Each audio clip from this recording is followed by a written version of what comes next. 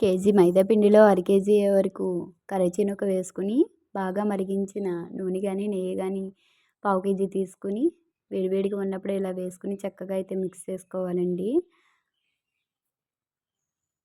మొత్తం నెయ్యన్నా వేసుకోవచ్చు. కొంచెం ఉప్పు కూడా వేసుకుని ఈ విధంగా చక్కగా అయితే మిక్స్ చేసుకోవాలి. అప్పుడు కొంచెం కొంచెం వాటర్ వేసుకుంటూ చక్కగా అయితే కలుపుకోవాలి.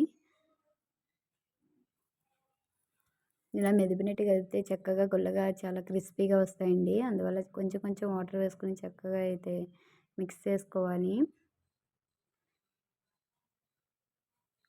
ఇలా మిక్స్ అయింత ఒక ముద్దలా చేసుకొని ఒక హాఫ్ అన్ అవర్ పక్కన పెట్టుకోవాలి. తర్వాత రౌండ్ బౌల్స్‌లా చేసుకొని ఈ విధంగా అయితే చేసుకోవాలి. ఈ విధంగానే కాదండి, మనం గోధుమ టీలు చేస్తున్నాం కాబట్టి ఈ విధంగా చేస్తాం. లేదంటే మనకు నచ్చిన షేప్‌లో వేసుకోవచ్చు ఇవి. ఇలా వేసుకునేటప్పటికి స్టవ్ వెలిగించి బాణీ పెట్టుకుని ఆయిల్ అయితే హీట్ చేసుకోవాలి. ఈ విధంగా చేసుకున్న అన్నిటిని ఒక్కొక్కటిగా తీసుకుని ఆయిల్‌లో అయితే డీప్ ఫ్రై చేసుకోవాలి.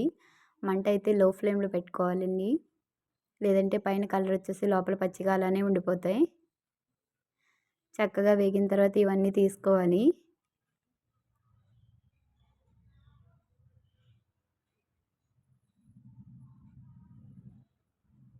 తీసుకున్నవన్నీ పక్కన పెట్టుకొని పాకానికైతే మనం ప్రిపేర్ చేసుకోవాలండి.